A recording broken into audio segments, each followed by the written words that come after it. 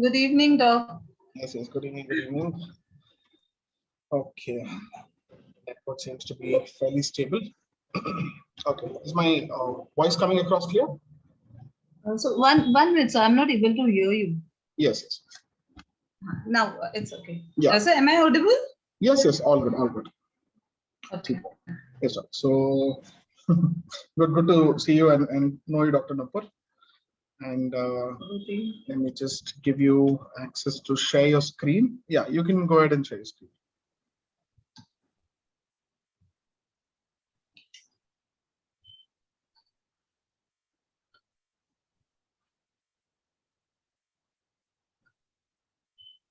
Okay.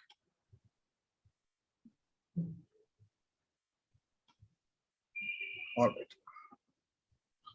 Could you just try changing your slides?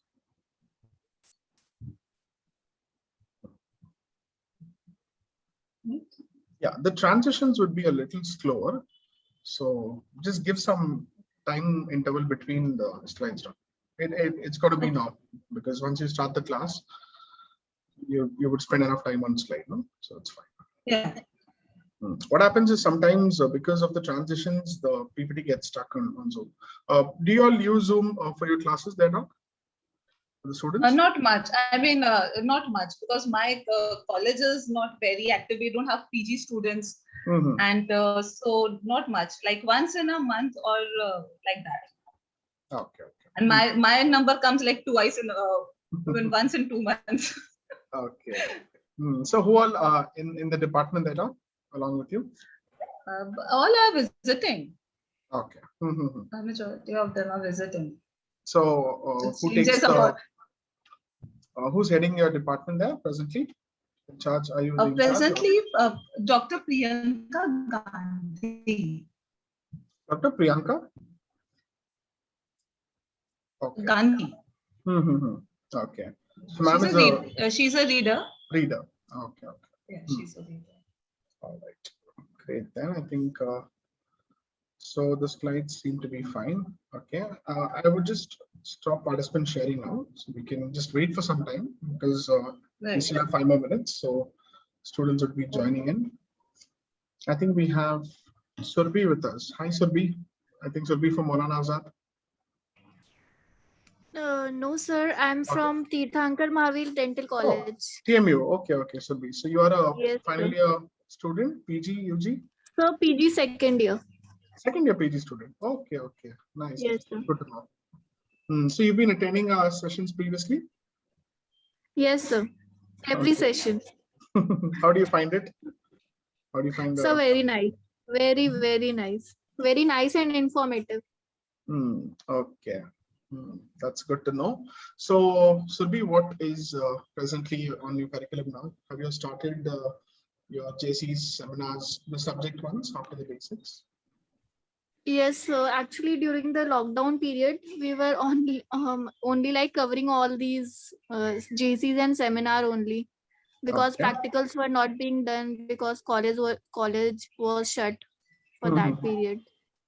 So we actually completed the second year quota of JCs and seminars, and now we are doing our thesis data collection. Data collection. So does yours happen to be a clinical trial where you would find it difficult now post-COVID? Sir, yeah, a bit. It's difficult because patient ratio has decreased in college.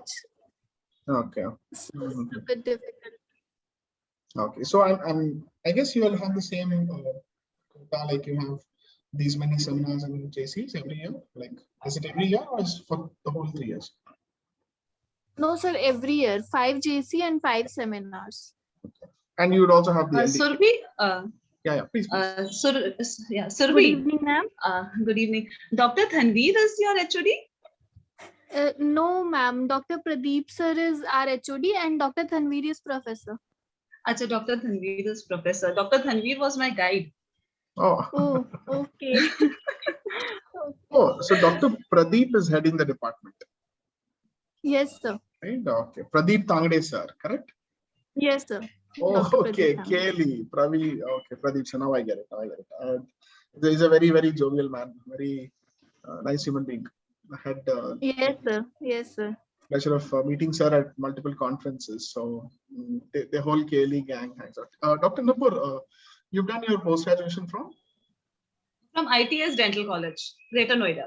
ITS Greater Noida. That's in Muradnagar?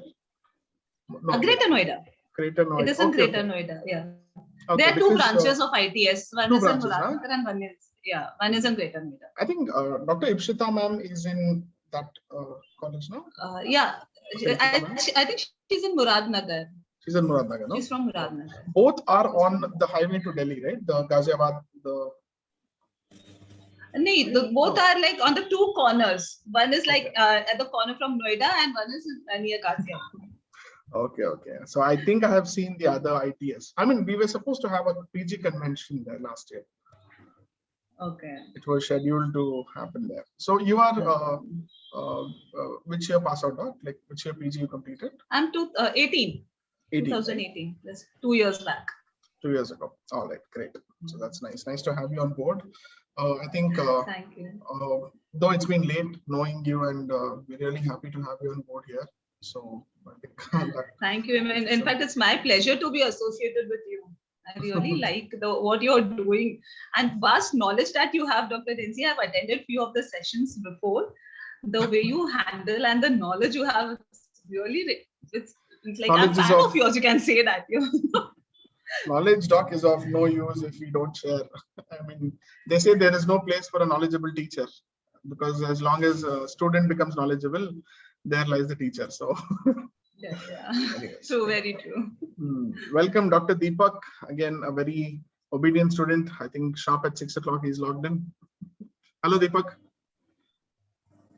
Hello, sir. Hello. Hello, ma'am. क्या हाल चाल? क्या चल रहा है? बढ़िया sir. JC चला हुआ sir. क्या चल रहा है? So it's like journal club. Critical evaluation. Okay. Good. It's not about critical evaluation. We have critical evaluation 3rd year, sir. Okay. So now you're presenting journal club, the first part. हाँ, journal club. We are journal club only. Okay.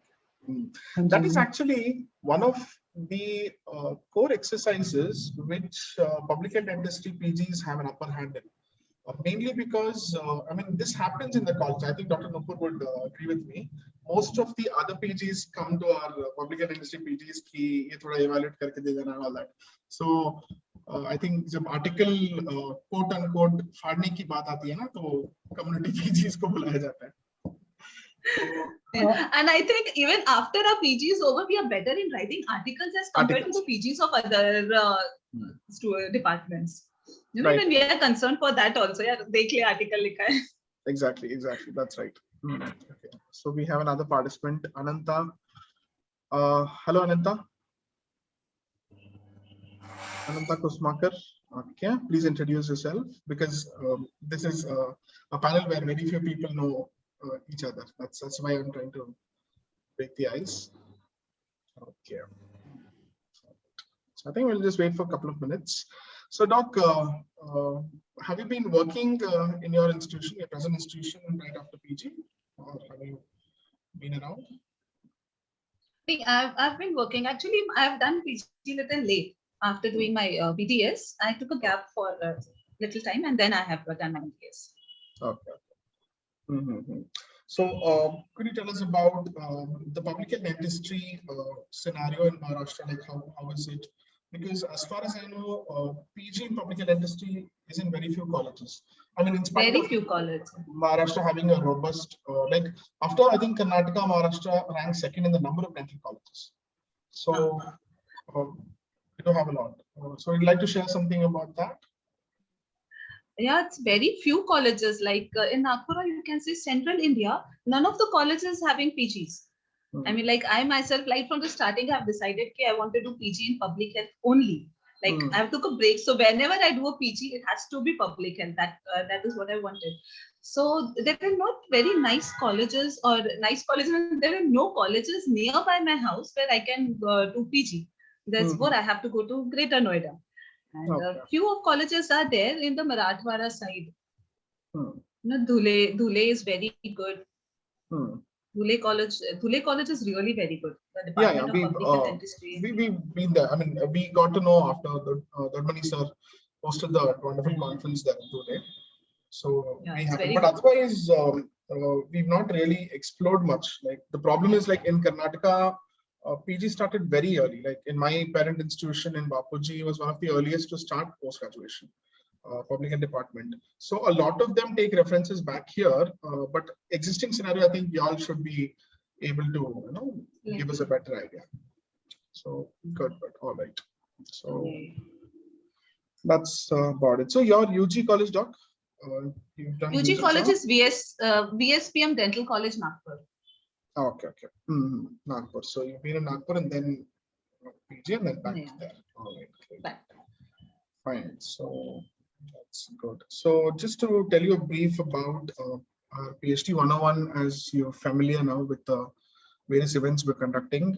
In fact, yesterday we had day before yesterday the Women's Day special, and then over the weekends we've been having the special rendezvous series where we're trying to explore some career opportunities from people who have a public health background or dental public health background.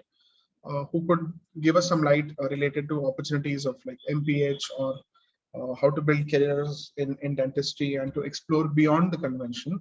So we're trying to have as many as guest speakers from different areas, just so that our students get a little bit of perspective. Because I think the ones who have done different things will be able to talk about it better. Like people, me and you who are in colleges would not be able to give that much of insight. So nevertheless, I think that's one of the things we've just started on. And we started the revision series like from last year.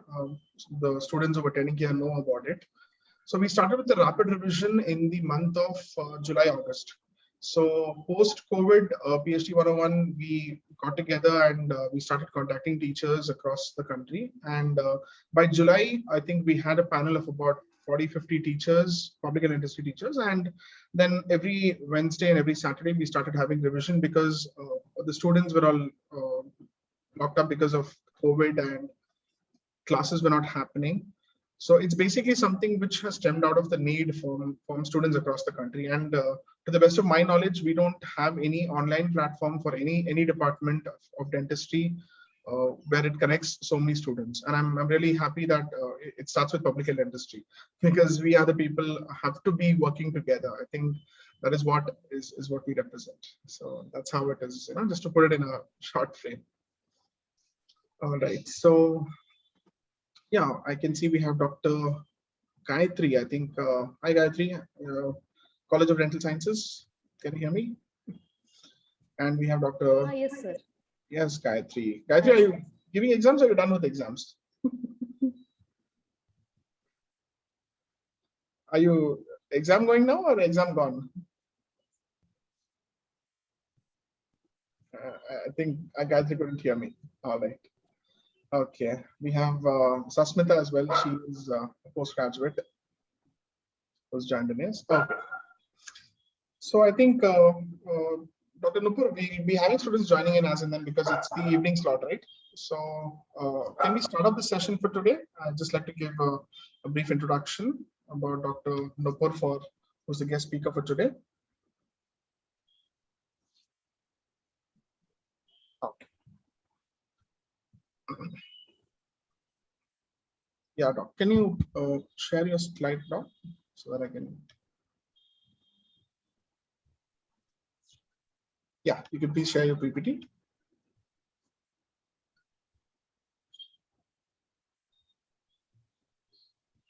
Yeah.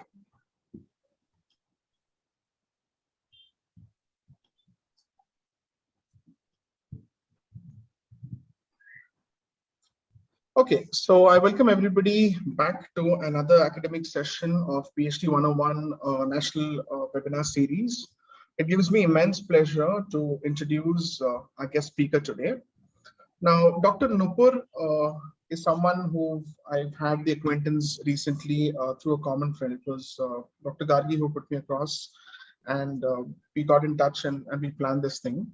Now, she was really grateful and obliging and conducting the class for PhD 101 today. So just a little bit about Dr. Nupur. Dr. Nupur is presently working as associated as a senior lecturer at the Department of Public Health Dentistry, Dr. Rajesh Ramdashi Kamli Dental College and Hospital, Akola. She's also associated with the Platina Heart Hospital, Nagpur, for various health education programs and has got tremendous clinical experience. Like she just mentioned a while ago, she's someone who has completed her BDS, got into clinical exposure, and in her own words, she wanted to do public health only, right, Doc? So that really shows the passion and inclination you have towards the subject. Now, Dr. Nupur has completed her MDS from ITS Dental College and Hospital and Research Institute, NCR, and has earlier done her BDS from the Maharashtra University at VSPM Dental College, Nagpur. Now, apart from these, our speaker today has got additional qualifications. She holds a postgraduate diploma in medico-legal systems and under the Symbiosis Center of Healthcare, University, Pune, Maharashtra, and also a Master of Arts. Now, this is something very interesting I found. A Master of Arts in Sociology. Sociology. Exactly. So from the Indira Gandhi National Open University, the Nagpur Study Center, which is something which is of tremendous importance in public health dentistry, especially when we're talking about social sciences. So I'm hoping her expertise will be reflected in her examples and everything what she'll be putting forward today. She has very eminent publications in national and international journals. And the Dr. Nupur has also participated in various workshops and conferences and conventions throughout the country. I don't want to go much of detail of that because I think going by her interest and her track record, all of us are really happy to have Dr. Nupur on board today. Welcome, Dr. Nupur Kokane, to PhD 101 series.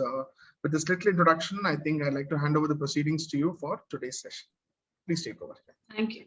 Thank you, Dr. Denzi. Such a wonderful introduction. I mean, like, thank you. And I'm really appreciate what you are doing for the public health. This online platform for the students and PGs, even PG students are joining it. It's very good to see a platform where everyone all over India can join together. So I want to say a lot. I'll start with my presentation. Today I'm presenting on general epidemiology. Now, before starting of epidemiology, I would like to ask questions to the students, those who are attending. During this now COVID period, you all wear masks, right? You all wash your hands. You all know that smoking is injurious to health, or eating a fatty food will lead to heart diseases or any problem.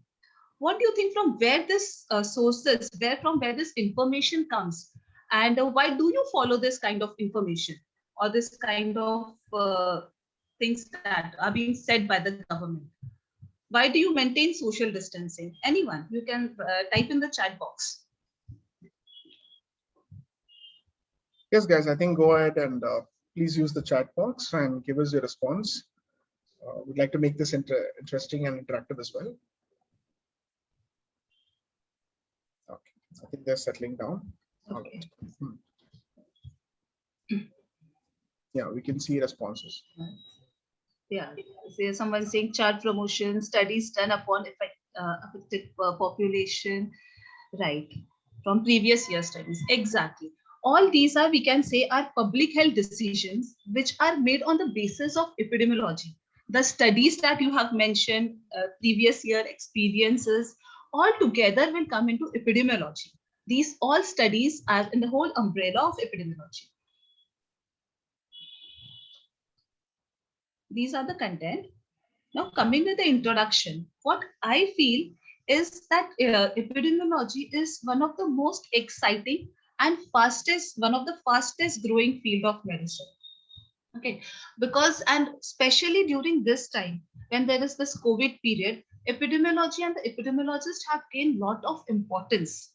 Like previously I've mentioned that maintaining social distancing, washing your hands and wearing the mask, these all have come to us. We have known this because of the epidemiology studies that have been carried out, and the observations and the result of these studies, they have made into public health decisions which we are following. Because of this observation, we were able to lessen amount of the patients, or we are able to live a good lifestyle. And then epidemiology or epidemiologist is also one of the alternate field which is nowadays gaining a very good perspective. Now, why I feel that it is exciting, because I feel epidemiologist is a medical detective. A epidemiologist is always having the questions in his mind. What is happening? Why is it happening? When it happened? And how did it happen? Where? Which place? And who does it affect? Like, you take any of the disease example and put these questions into that, you will get the answers. Like, what happened? For the COVID, what happened? Why did it happen? The reason, when, how, where? Is it going from one place to another? Who are they getting affected by that disease? All this thing is going in the mind of an epidemiologist to find the answers.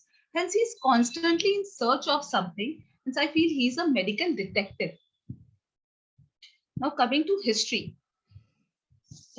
Hippocrates was the first person who expressed that the environmental factors can influence the disease. Before he said that the environmental factors were influencing the disease, people at that time found that the disease are due to the demons, due to the evil that is happening, or the god is not pleased with them. Therefore, they have got the disease. But it was Hippocrates first person who said that the environmental factors are responsible for the disease. Next, there was Thomas Sender. He said observational, clinical observation of a disease can be very useful. He observed various things and came to conclusion. Hence, he is also said as the founder of epidemiology. There are many more people who can in the history of epidemiology, like John Lincoln, Edwin Saunders, William Fisher. But one name I would like to mention, and I'm very sure you must all have heard about it, is John Snow. Have you heard about John Snow? And I want this to be answered in your chat box. Do you know who John Snow is? Come on, students, I want to know about John Snow. Yeah, what do you know about John Snow? When I'm talking about history and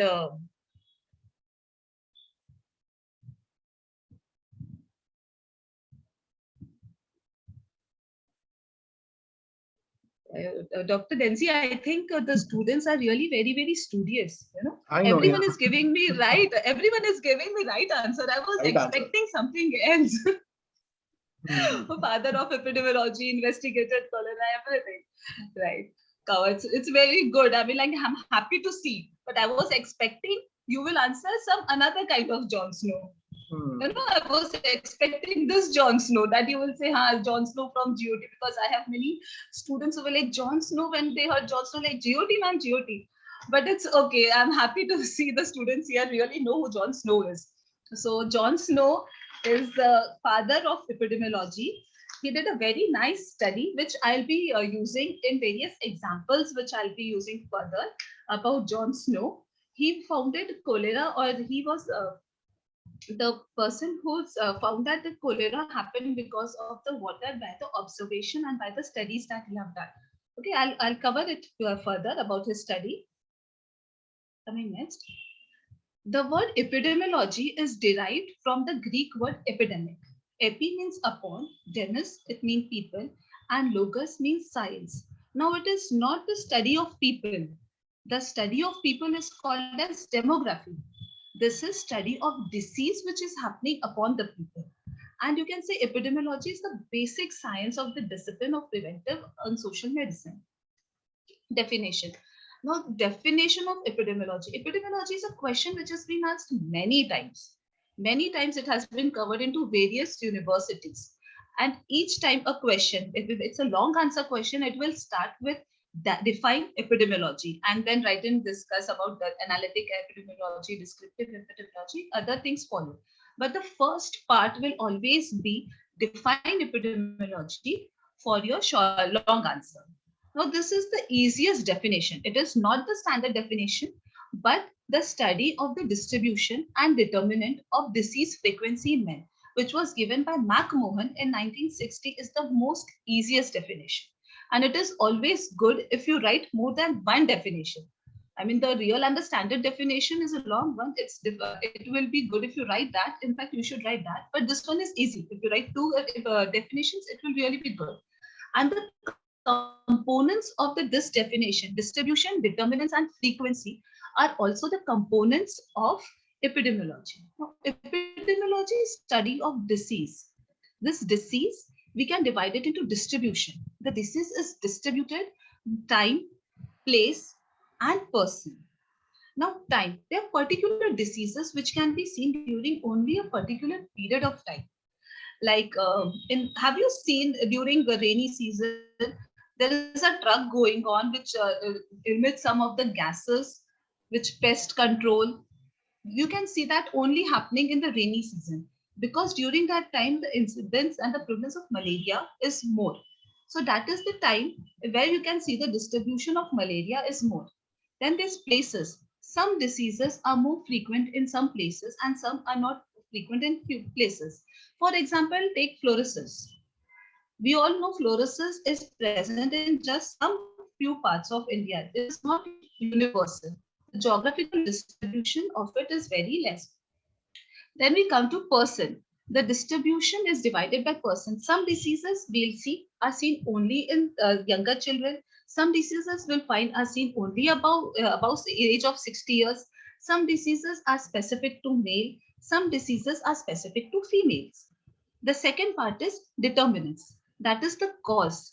What causes the disease? What is the risk factor of the disease? That is the determinant. Like smoking causes cancer. The smoking, that is the cause. So that will be the determinant. And then we come to frequency. The frequency will cover rate and ratio. The occurrence of the disease is frequency. It is measured mostly by morbidity and mortality. It uses rate and ratio for its measurement. And it is very effective preventive strategy. When we know the frequency of a disease, we will be able to find out the effective and preventive strategy for a disease. Hence, frequency is important. Now, this definition is one of the most important standard and popular definition. It was given by John M. Last. The study of distribution and determinants of health-related state or event in specified population and the application of this study to the control of health problems. Now, it is a big definition. Let's break it into parts. First, the distribution and determinants of determinants. Distribution and determinants we have seen in last slide. Then health-related state. Now, only the distribution and determinants of something will not be complete. There are other health-related states, like you can say depression or smoking. These are, you can say, health-related states or event that will indirectly or directly affect the population. And then the specified population, like I said, you have to specify where that thing is happening, on which amount of which population it is happening. And application of this study. There should be application of whatever you have studied, whatever results you have got for the control of health problems. Aim of epidemiology.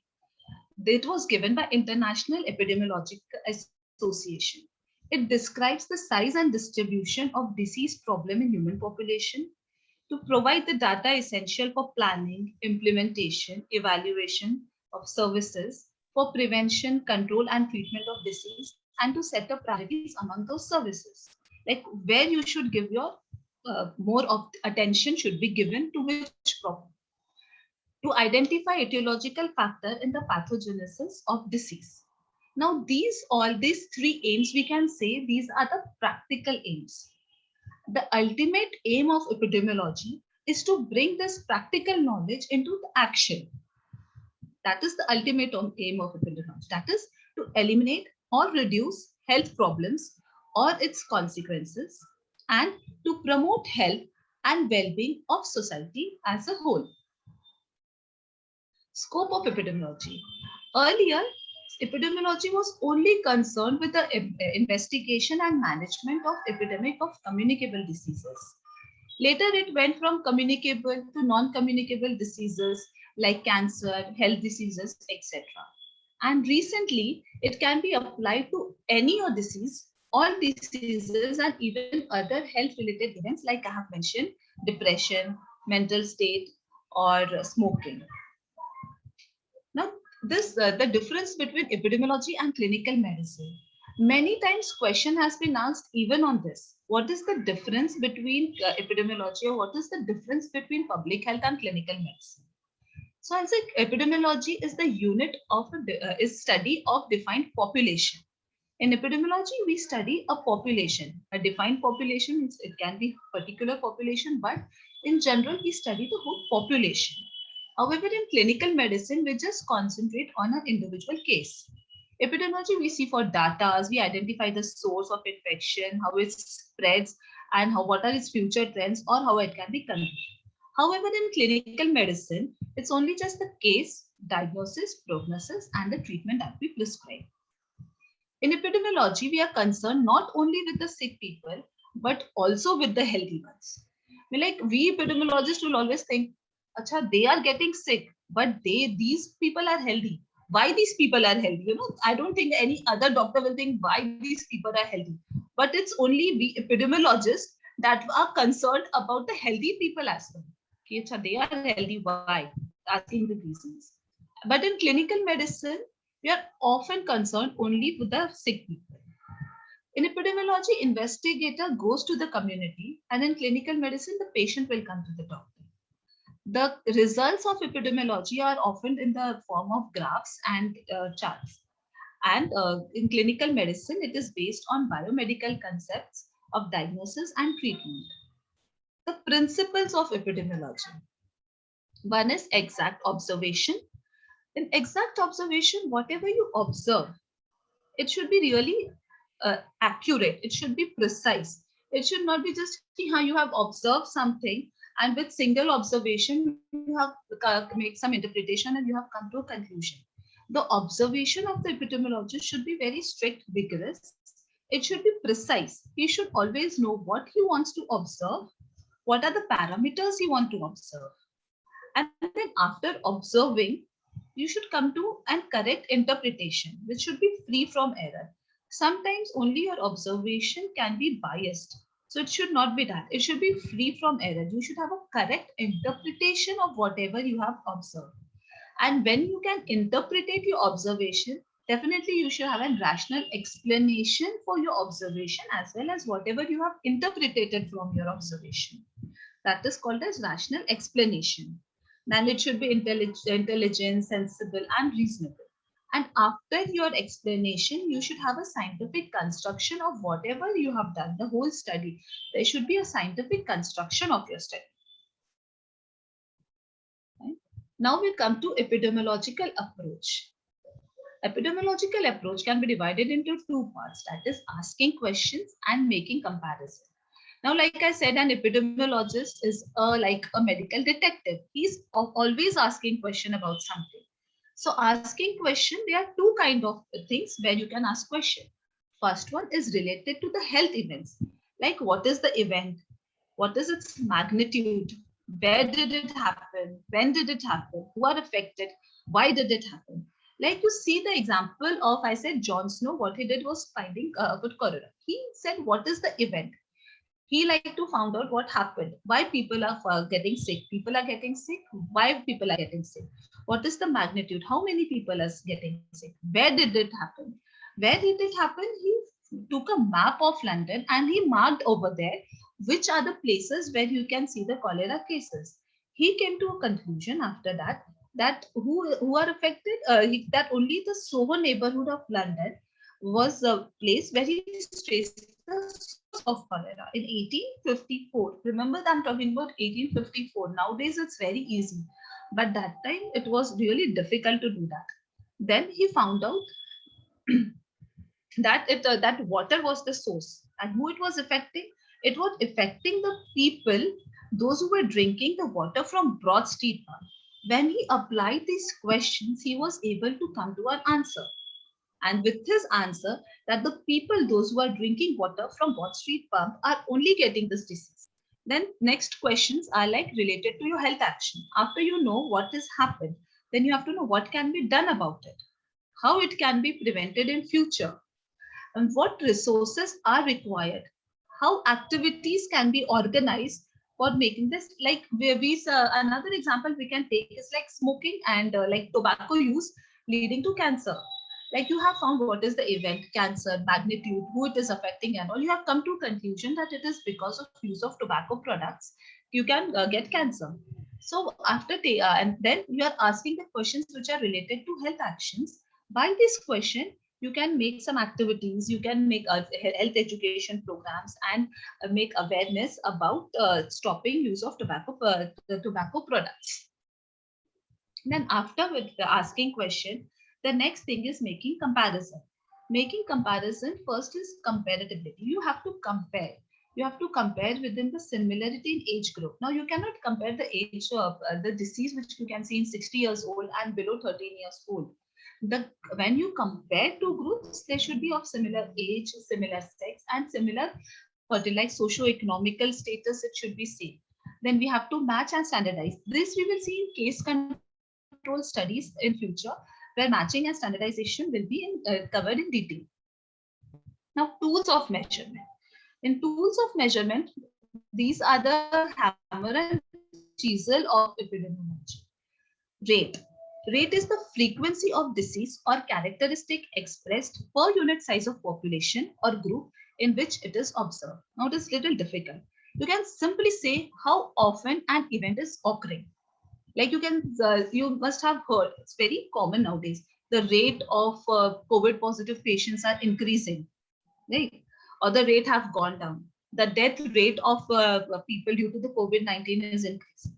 These are the rate. It is how often the event are occurring, how often this disease you can see in your neighborhood.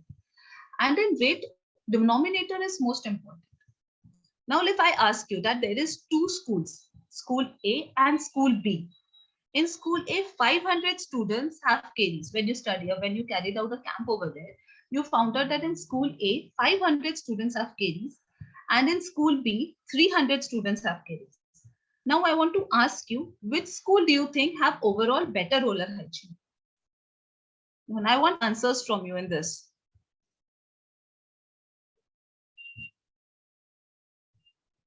B. Okay, someone said B. B. Okay.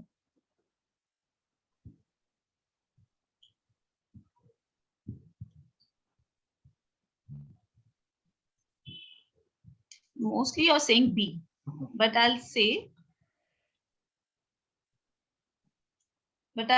it is not true, because the total number of students in school A is 2000 and the total number of students in school B is 500. So out of 2000 students, 500 students in school A having caries, and in school B, out of 500 students, only 300 students are having caries. So in this, if we see the rate of caries will show that the school A, where for students, more students out of the students.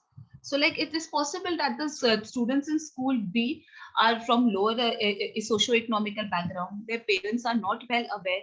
So you can find that they are developing caries more. However, in school A, out of 200 students, like imagine if the school B with the same scenario, same environment had 2000 students. Don't you think the amount of caries will be more there? More students will have caries if the students, base students are more. That is the denominator. Hence, the denominator is important to find out what is the rate. The rate of caries in school A is less and school B is more. Hence, the population at risk, that is the students in school B, are at more risk as compared to student in group school A. That means the oral hygiene of school A is better as compared to the oral hygiene of the students in group B, because they are at more risk. And when we talk about rate, the numerator will always be a part of denominator. The rate indicates the change in some events that take place in a population over a time. There's a change. Example, death rate. Now, death rate is number of death in a year in a population divided by mid-year population divided by 1000. Now divided by 1000 is just a multiplier. It does not have any importance. It's just so that we don't get numbers into decimal point, which are very tedious in working. Hence, we put a multiplier over there, and that is any number can be used as multiplier. Now, when we talked about rate, a short summary, what will you say? Okay, what are the components of rate? I want to answer for, if you have understood what rate is, please answer what are the components of rate?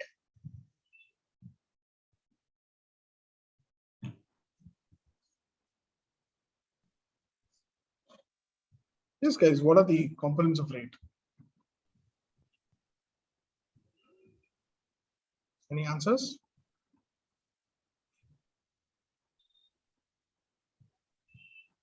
Okay, I'll give you the components of rate. The components of rate is a denominator, a numerator, a time specification. Time specification is important because we have to know when we are calculating the rate, what is the time? Like an example in death rate. This is number of death in a year in a population about mid-year population. We are taking the population at mid of the year, and it can be different in different rates. And therefore the time is important. And the multiplier, that is 1000, which is not important. The elements of rate are denominator, numerator, time specification, and multiplier. Next comes, okay, another kind of rate are crude rate, specific rate, standardized rate. And then comes ratio. Ratio denotes the relationship in size between two random quantities. That is, in ratio, when we see the numerator and denominator, they are two different things. They are not related to each other. That is, the numerator is not a part of denominator. This ratio, we are all aware since our childhood, since our school time, we are dealing with this ratio and proportions. So you must be well aware of this word ratio. It's the same thing over in our epidemiology also.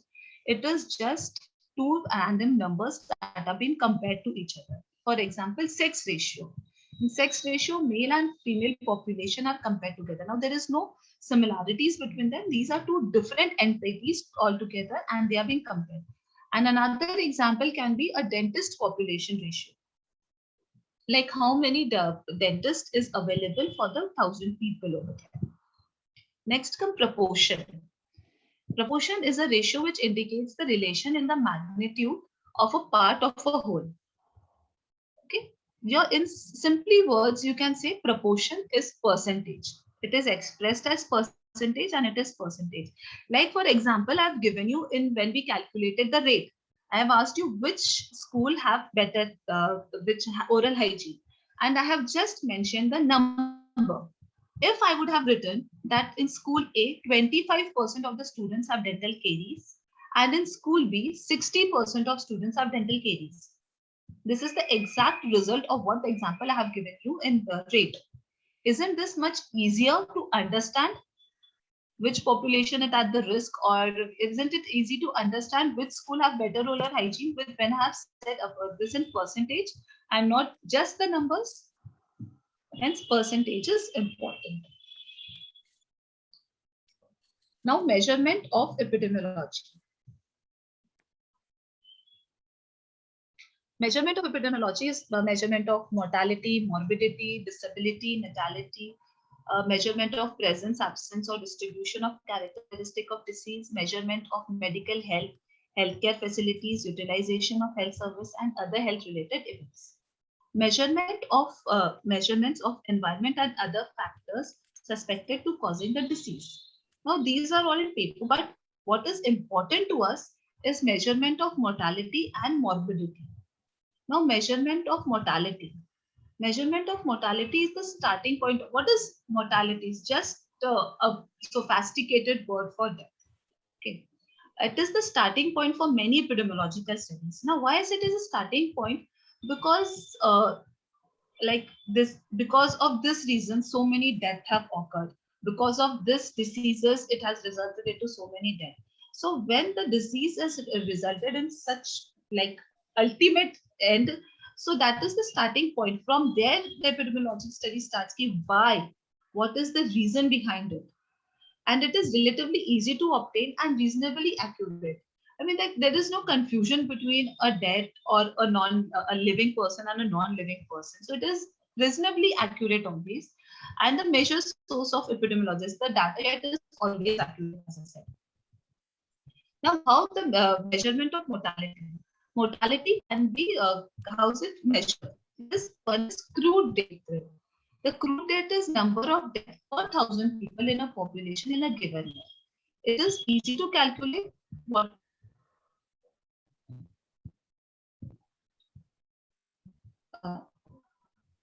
Am I audible? There seems to be a slight. Am I audible?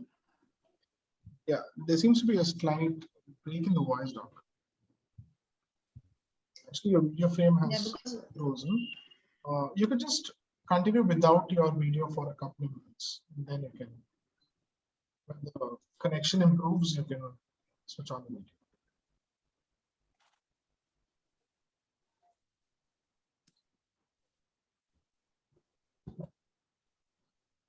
Yes, guys. So, as Dr. Nupur was mentioning here, the various indicators, and to begin with, the measurement of mortality, right? It's usually the starting point for many epidemiological studies, mainly because it's easier for us to estimate the mortality statistics. And all these terminologies, when we come across this on a day-to-day basis, like mortality and morbidity and crude death rate and all of these things, they happen to give us an idea. Okay, for example, even in COVID, we notice that mortality is relatively less, but the infectivity is high. So mortality is again an absolute way of assessing the death. Yes, Dr. Nupur.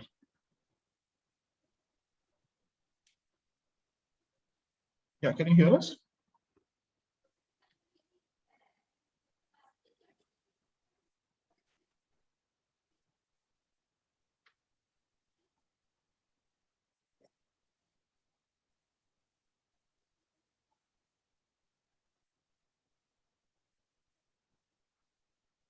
Okay, I think Dr. Nupur has some connection issues. Okay, so request everyone to please stay logged in. Just continue with the.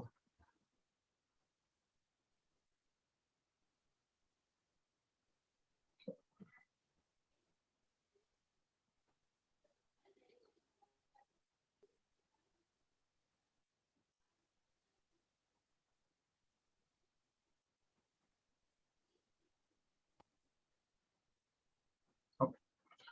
So as Dr. Nupur was mentioning about measurement of mortality here, are you able to see my screen now, guys? Let me know in the chat box. Yes, no? Yes. Oh, excellent. All right. So meanwhile, I think Nupur would connect back to us a bit. I'd just like to continue with the session, just filling in for her. Okay, so it's easier to obtain and reasonably accurately. So this is how we started collecting a lot of data. Now, when you talk about this whole measurement, of mortality, what we see here, okay, we usually put the number of deaths per 1,000 people over a population. So at any point of time, it's easy to calculate because the policymakers take in the severity of the disease in terms of the mortality which is seen in this case. Okay? So this is very simple.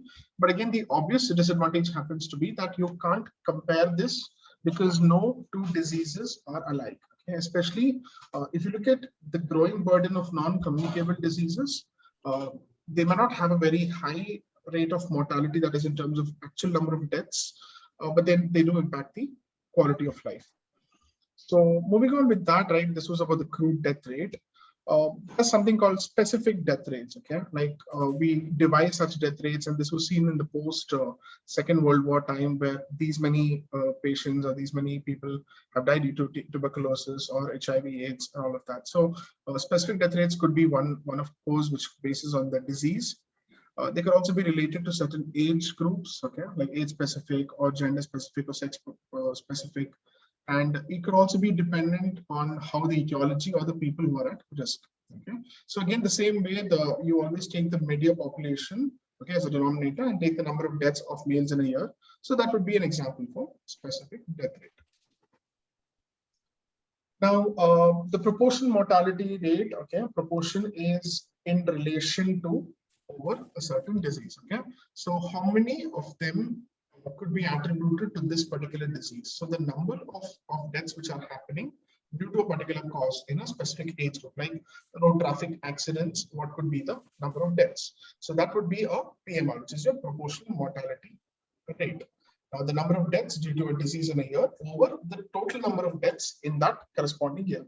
This is how, when we talk about the top 10 killers, right, as commonly you've seen in on magazines and in science journals, right, we still have simple causes of high cases of mortality. Okay, for example, there could be dysentery in children, or it could be road traffic accidents in the adult population, or it could be any other kind of lung disease, which happens to be the major killers in the world. Okay. Yes, Dr. Nupur, can you hear us? Have you connected back? Okay. So moving on with this, we have the next indicator, which is the case fatality rate, where you have the total number of deaths due to a case and the total number of cases for the same disease. So how many are actually leading to death? So here depends upon the progression of disease. Okay, in certain cases, there can be very rapid case fatalities rate. Now this represents the killing power of disease, and it's extremely useful in infectious disease epidemiology, a classic example being cholera. Now, infant mortality rate, this is the most commonly sought out indicators. Most of the global organizations, of them, the World Health Organization, releases the data nationwide as well, many organizations. They calculate the number of live-born infants who die before the age of 1 in a year over the number of live births in that year, multiplied into a number like 1,000, a multiplier, right? So IMR, infant mortality rate, represents a lot of conditions here.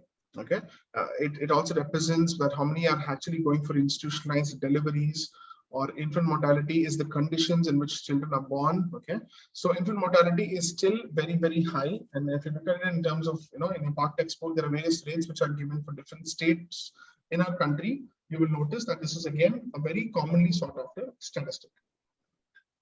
Now, next we have standardized rates. Okay. Now, this standardization, what exactly do you all understand by that? Okay. Can quickly someone tell me what do you mean by standardization in public health terminologies? Okay, you can give me words, or you can unmute yourself and tell me what do you mean by standardization.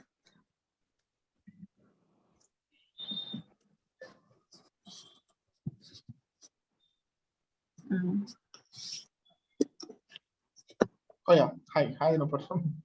Hi. I'm sorry, I'm not able. Yeah, okay. I can see that. I'm not able to join from my device. I don't know what happened. That's okay. That's okay. I was just taking them through mortality and case fatality and proportional mortality and all that. So I was just asking them about the standardized rates. Okay. Okay. Let me just stop share. You can share from your end. I think I've joined from another mobile, so I won't be able to share the screen from. All right, I'll do it. So please do that. All right. Okay.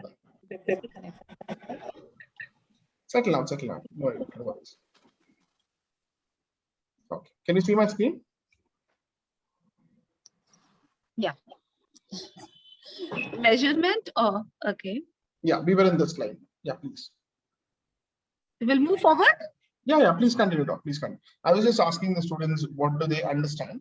I hadn't started the slide, so. Okay. Now standardized rate. Standardized rate is this is really not very important from our exam point of view, or it is very difficult even to calculate. So we'll not go very deep into that.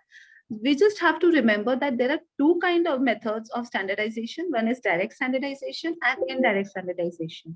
Standardization is usually done when you don't have a particular knowledge or particular data about some particular group. Like for example, I'll give you, in one particular place, there are many cases of cancer, or many cases of cancer, but the mortality rate is low. Now the mortality rate is low because, and the morbidity rate is high. So there is a relation, and the standardization has been done over here by the authorities, that if the morbidity rate is more, definitely the mortality rate should be more, but there must be some intervention done in that particular area, because of which they have curbed the mortality rate.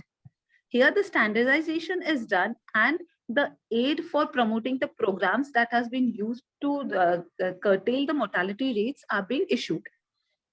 Okay, so next slide, please.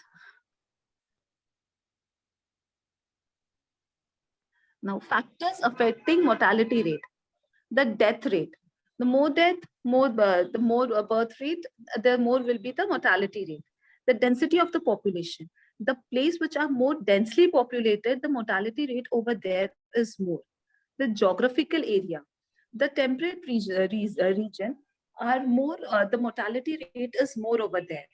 Then the seasonal variation. Seasonal variation, I'll give you a very interesting example from one study that I have read. It is said, there's one sociologist which is called as Emile Durkheim. He studied the mortality rate and the mortality caused by unborn ourselves. That is, in simple words, suicide. He studied the suicide rate. He came to a conclusion that during festivals, the suicide rate is very, very less as compared to the a time when there is no festivity or any occasion that is going to come.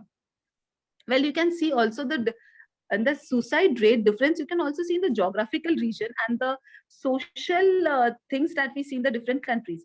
For example, in India, always there will be a festival. Some kind of festival will always be there. Some kind of festival, some kind of event, marriages, anything. Hence, if we compare the suicide rate of India as compared to the suicide rate of other Western countries, you will find those countries are have suicide rate more. The mortality rate of those countries is more. So the seasonal here is all about like the seasons. Like in winter, the mortality rate is more, or because of the disease and all. But this is very interesting study that that relates the mortality rate to our mental state also. Then the epidemic experience. Epidemic experience, during the epidemic, the mortality rate is more as compared to when there is no epidemic. You can see now. It is, you can see everywhere, the death due to corona. Right? The death rate have increased because of corona. And then the secular variation, the alteration in diagnostic criteria, where this is, it is just that there is no proper diagnosis or proper the diagnostic criteria are not been mentioned. So next slide. Measurement of morbidity. Morbidity is any departure, subjective or objective, from a state of physiological well-being. It is given by WHO. And it can be measured in the terms of frequency, duration, and severity. Now, why morbidity data is important? Because it describes extent and nature of the disease, and this help in determining the priorities. You know, like I said, priority, like 2 schools we have, then or you can say the cancer is causing, the smoking is causing cancer, and you have to make interventions. So which, where to make interventions? So we have to determine the priorities. And then provide information which is more useful for basic research than morbidity data. It is starting, again, it is also a starting point for etiological studies, and useful for monitoring and evaluating disease control activity. Like there is a disease, you have to measure and monitor what have you the programs that you have applied, how is it working, where is it going. For that, the measurement of morbidity is important. Now, morbidity is measured into 2 cases, incidence and prevalence. Now, for just don't get into it. It is also very important question and very confusing one. But let's simply understand incidence and prevalence with our English language. Incidence, incident, this incident happened today. Like your friend always comes and, you know what happened today? This incident happened with me today. This incident happened with me today. And then say, iska to prevalent, every day he come with a new incident.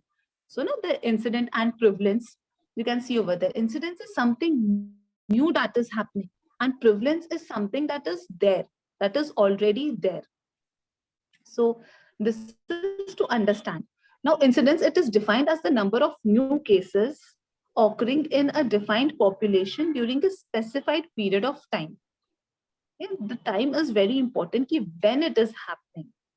Then incident rate refers to only to new cases, and it is during a given period, usually 1 year we calculate it. It also gives us the population at a risk, and it also refers to the spell of diseases that are arising.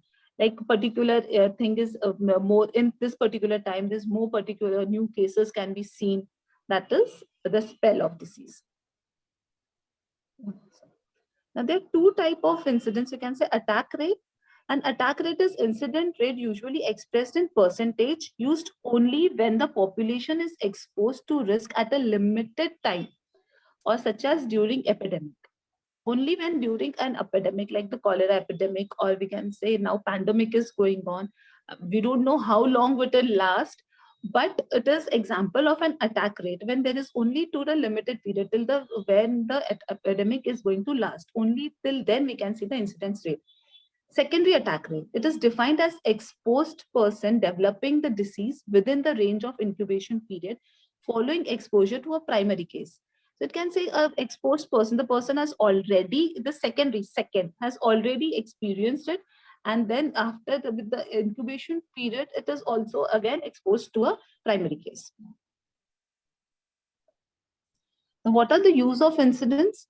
That help in taking action to control the disease. When we know the particular point that new cases are coming, then it's important to control the disease, then give clue to the research in the etiology and pathology of the diseases. It helps in the study of distribution of disease, and it is useful in evaluating the efficiency of preventive and therapeutic measures, what we use. Now, prevalence.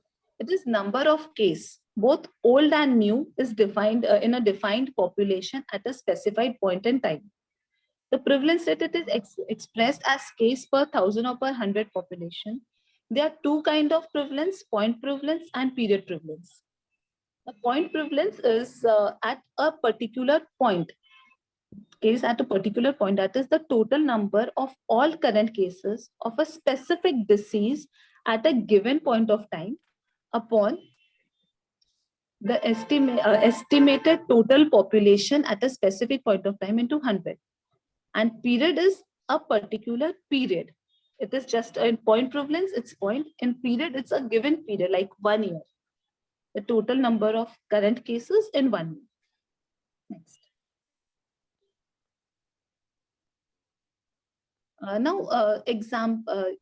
Use of prevalence rate.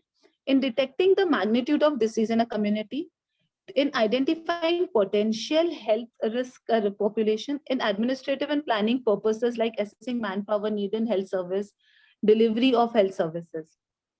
Okay, let me give you an example.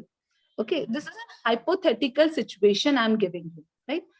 You've been practicing since last 5 years, okay? Just practicing, and in last 5 years, you have noticed that in particular area, some kind of new betel nut is coated with something, and it is being sold as not a betel nut from a local company. Just an hypothetical case I'm giving you. And you have found out that your patients, whoever are eating those betel nut, are developing some kind of lesion in their mouth. So you have started advocating them, ki, okay, don't use this, don't eat this, and some of them are following it. But those who have already taken that betel nut or eaten that packet, their condition is increasing. Now you thought you should organize people around you, or you should start a campaign for which you should make aware people. You should stop. You should go to the manufacturing company and tell them to stop it. This is not in your hand. You want to go to authorities. Now you go to authority and tell them this is the condition. And the authorities ask you, what is the incident rate of this particular lesion in your area? and your answer is like they ask you, somebody asked me the difference between point prevalence and period prevalence, right? I'll just give you the example in this only. You say, sir, he asked you what is the prevalent today, incidence today. So today there is no incident, right? Today you have, there is no single case of that lesion. So it said, then there is no single case. Why will we should give you any aids, or why we should give money to you? Okay, and then a period, what is the incidence of this case in last 1 month? You say in last month it is two, right? In a point prevalence, and then, but you said the prevalence is more. In prevalence, you can say there is 1,000, there is 1,000 cases, right? So then 1,000 cases are there. We need money to do this. So incidence is less because these are only the new cases, and prevalence is more because this is the all total number of new plus the old cases. So when we want authorities to work on it, when we want to get money or some attention to it, always we should mention the prevalence of it. Like even you can take the example of heart attacks or heart failures. The prevalence is more, or heart diseases. The prevalence of heart diseases is more as compared to the incidence. But when we want to show that intensity, we use the prevalence point. At a point is like today or particular point, and period is like 1 year or 6 months. Next. The relation between incidence and prevalence. Prevalence rate is dependent on both incidence and duration of the disease. The prevalence, assuming that the population is stable, the incident value and the duration is unchanging, a relation can be established at prevalence is incidence into average duration of a period. Now, average duration is like since when did our COVID start? When until now? What is the average of it? Or you can say the prevalence of heart diseases. What are you taking? You cannot just take since the day it has started or since the day when it will end. We have no difference in that. It's incidence into average duration of the disease. The duration is like for 1 year, for 5 years, or you can the average duration you have to take. The prevalence is incidence and duration. The next. This is an example like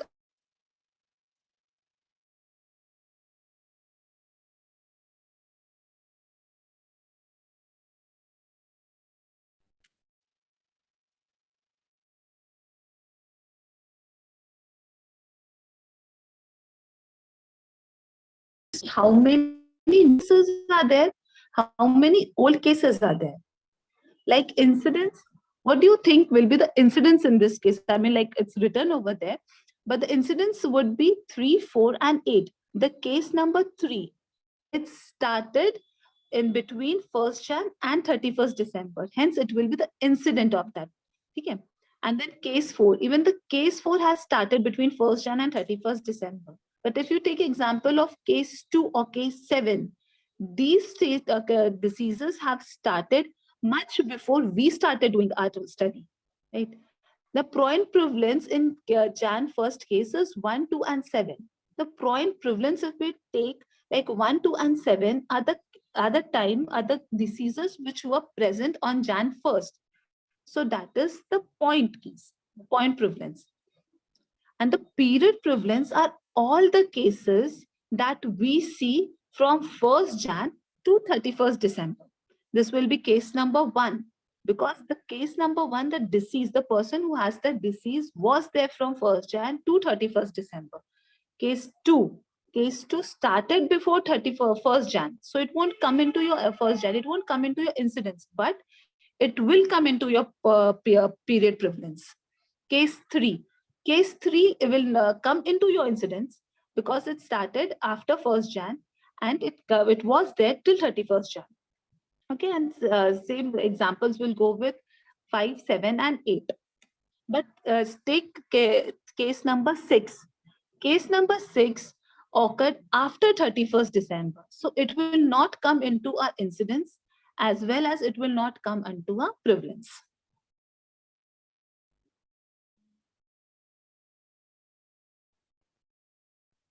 the general epidemiology is now, like I can say I've completed and the general epidemiology. Now the methods of epidemiology. These methods, when epidemiology we do a study, we divide the epidemiological methods into two parts, one observation and one experimental. These all studies, I'm not going to cover it today, it will be later covered in details. I'm just giving you an overview.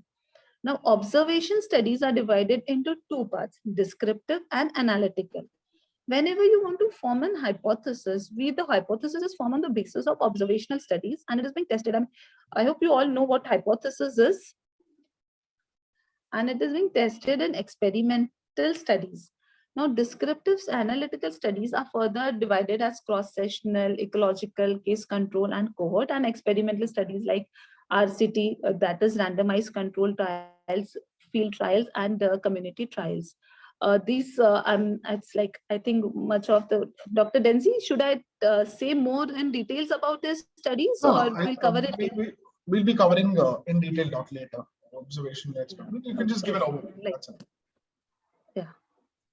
So let's, I think we should conclude it then. Yeah, please. Is this your last slide, Doc? Next slide. Yeah. Okay. Yeah, this is my last slide. Yeah. As a public health discipline, epidemiology is instilled with a spirit that epidemiologic information should be used to promote and protect the public health in general. Hence, epidemiology involves both science and public health practice to address public health issues.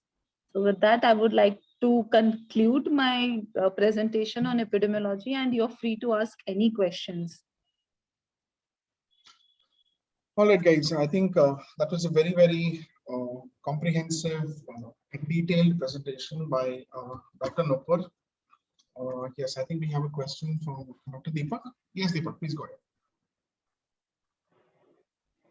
A very good evening, ma'am. Ma'am, I wanted to, I did not understand the standardized rate. Yeah. See, the standardized rate actually is a very complicated thing and it will not come into your paper. So I don't think it's a very, from our point of view, it's very important. It is more with importance of the authorities or where they have to implement some finances towards something and they don't have a data as such. So in that case, we just imply that this can be the result or this can be the population. And when we imply something, we just cannot imply on just imagination. At that time, we use some statistics, we use some numbers, we use some test. By that, we standardize that thing and then we imply it. So all those processes, those mathematical processes that being used, is very complicated and not of our use. One more, ma'am, you in that particular slide, it was written like direct standardization, the output is rate, and the indirect standardization, you have a output as the ratio. So what does that mean, ma'am?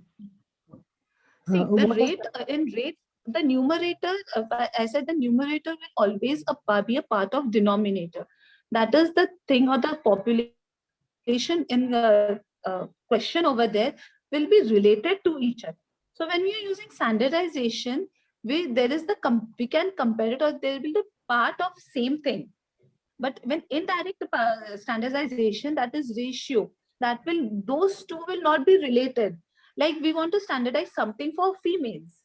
We don't have the ratio for females, but we do have the answers or the results with the males.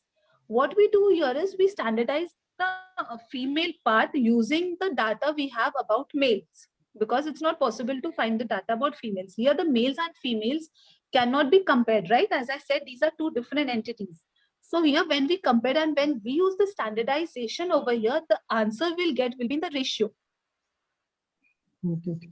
Yes, ma'am, one more question, ma'am. Sorry, ma'am. Like in standardized rate, we do find many times when we are doing analysis, in multiple variable analysis, we have the value adjusted for us. I'm not able to hear you. Yeah, could you please repeat your question? Yeah, please repeat it. The first line I just wanted to know, it's like ma'am said, the overall rate adjusted for the effect of difference in effects of difference in population. So Yes. many times we do the words like the values have been adjusted for a ratio, for a sex or age. So what does that actually means, ma'am? See, Like we are, yeah, Nupur, can I just answer this query? Yes, sir, yes, of course, Yeah, of course. okay. See, just to understand this, Deepak, okay, see, when we're talking about standardization, right? The basic idea of what you do this is you are standardizing either by the direct method, okay, where the standard which is used is a population distribution, okay, where for a set of population, or you do for a set of specific rates. Now, both of them involves calculating of numbers of some expected events, okay, when it is compared to the observed events. Now, if you take, for example, the crude mortality data, okay, let's say for two different countries, okay, maybe X and Y. Now, when you have the overall rate, mortality rate is high for a certain country, let's say, for example, 15 point something for 1,000 persons, okay, compared with another country, Y, where it has got maybe 20 per this many years, okay, there you try to adjust for age group. Now, in the age group is another separate variable there. So in an age group, there you segment and say, okay, from 0 to 10, what is the rate per 1,000 persons for country A and then for country B. And then you take gender, males and females. So that is the age-wise adjusted. Now, when you do directly like that, okay, what you get is calculation of the number of these expected dates for both the countries. So you're applying it to a standard population. That is why it is called direct method. You're implying this and you're doing it. So when you're having the method here, you know, in terms of indirect method of standardization, you take in, you know, different kinds of subsets in that. Okay. Now, this standard population again varies from country to country. Okay. For some country, it might be one fixed number. You know, the European follows and then the Asian follows and all these things. Now, category-wise, separately, if you take adjusted weights and you measure it. Okay. So that's a basic difference between these two things. Yeah, that's what I just want. I hope you got some idea of that. oh, I got a second. So one more question, please. Yes, so what is the importance then of this adjusted value, the adjusted values that we're getting? What inference that we can actually draw from it? Okay. To begin with, Deepak, this gives you a comparative basis in a particular community also, if you want to find out the influence of other variables. See, it's not so easy to classify mortality with only age. Okay? There'll be many other factors influencing in that age group itself. So when you standardize for other variables, it gives you an approximate estimate where you can adjust it. So that is why we adjusted taking in the socioeconomic status, or maybe the place of the birth, or maybe the diet exposure, what they have, or the oral hygiene practices. So there'll be many factors like this. Okay, so standardization is a general concept which is very, very critical in epidemiology, because you're trying to make exacting of your observations. So the closer you can get, the more specific outcome or inference you can derive from. So that's I would like to I probably need a board to explain that with an example and do that. But as of now, for your understanding, I can just give you that information. Thank you, sir and ma'am. All right. Yeah, I think Sahar has a question. Yes, Nupur, you'd like to answer that? Good evening, ma'am. Yeah, when is it? Yeah, there's another question, Nupur. It says, when it comes to steps of investigating epidemic outbreak, okay, does it include the steps of descriptive epidemiology? Does it include the step of? Epidemiology, descriptive epidemiology, sorry. Basically, she's asking. Descriptive epidemiology is again another thing, and there are steps given in descriptive epidemiology. It's like what we discussed are just the, like you can say, rate or measurements or things that are necessary to understand what exactly the epidemiology studies are. Now, what the steps you're talking about, the steps will be discussed in when we discuss about the descriptive epidemiology. Descriptive, exactly, yeah. So I think that's beyond the scope of the class today. So yes, when we come to that topic, I think we reach there. All right. So quickly, any more questions, guys? If you have any more questions, please feel free. See, it's like, just to give you an overall summary, right? What we discussed today is all that you need to understand epidemiologic methods, observational, descriptive, analytical, expert, all of these things, right? So you must be very, very clear with the terminologies, okay? It's like reading a legal text and you're preparing for your terminologies. So you need to know who is a liability and who is a plaintiff and who is an accused, right? So these terminologies, that's exactly what Dr. Nupur explained today. So you need to know when I say something like infant mortality is 5 point something, or if I say the net reproductive rate or the fertility ratio. So all these words are used massively in epidemiology, and something in the present context of in COVID. You actually notice. In fact, I wanted to add this example. So much you've heard about in the news, and they say about the concept of flattening the curve, right? So flattening the curve is exactly where how Dr. Nupur was trying to explain here, the point prevalence and the period prevalence. So again, the rate of cases of admission and the cases which have been reported over a period of time, everything becomes important, right? So from an epidemiologist point of view, he's nothing less than an health detective who's trying to make sense of all the clues. Okay, so if you're investigating a murder which has happened, you don't really know, you're looking for clues. Okay, so you're going to collect something which is useful, something which is useless, and something which could be misleading also, which could probably change your prime suspect. So you go with prima facie evidence, right? So with prima facie evidence, if you're Sherlock or you're Dexter or anything like that, you are investigating on what actually is making sense. Then don't go with any one point of evidence and then build on it. You could be entirely wrong. So the ability not to judge immediately. So you just have to collect all the observations. So all your rates and ratios and proportions is exactly doing that. You put that apart on your map, and then you try to find out these things and then connect between the various events. Okay, so comes your events and comes your various kinds of recurrences in a disease. Okay, and I think COVID is an excellent example of that. Like that has taught more public health than anybody else would be here able to do so. So specifically, an epidemiological understanding is the fundamental to health surveillance. So what your WHO does and all your supreme organizations working in healthcare does is they are really looking for epidemiology, as people who practice it as, very, very advanced sciences. So keeping in that mind, right, I mean, public health guys, I mean, if you want to solve something like dental caries, if you don't know the epidemiology, you'll never be able to get a cavity-free world, okay? Because basis on this understanding comes everything else. So that's just like a small summary for whatever we've discussed today. Okay, Dr. Nupur. Thank you. Yeah, so I think if we have any more questions, you can always write into us. I'd like to quickly thank Dr. Nupur for this session today. It was really, really helpful. I think we had a lot of interaction, and your content was very beautifully designed.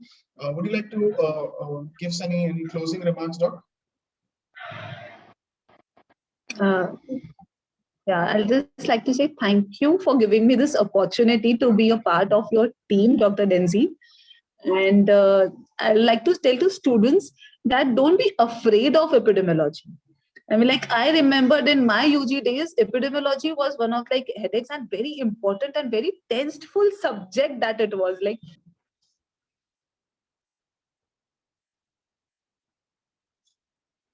Doc, kindly unmute yourself. Yeah. It's very interesting.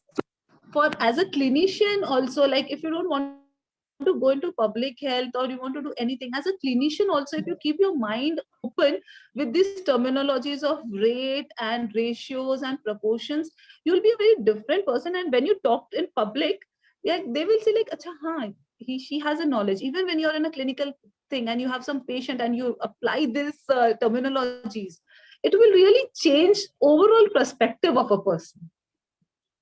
Absolutely, absolutely. And that's it. I totally agree with Dr. Nupur what she is saying. Epidemiology is the basis for all that we are understanding about any disease, any health occurrence, right? That is why it becomes fundamental. And we don't really realize this because we usually skip the first paragraph about any disease in any of the textbooks. Okay, simply because it's numbers and it's data and it's written in jargon which we don't understand, but that forms the basis for all of them. Okay. Anyways, thank you so much, Dr. Nupur, for doing this today, and I'm really happy that you could take up this session. and hope to see you very soon. Thank you so much. Thank you. Thank you. Thank you.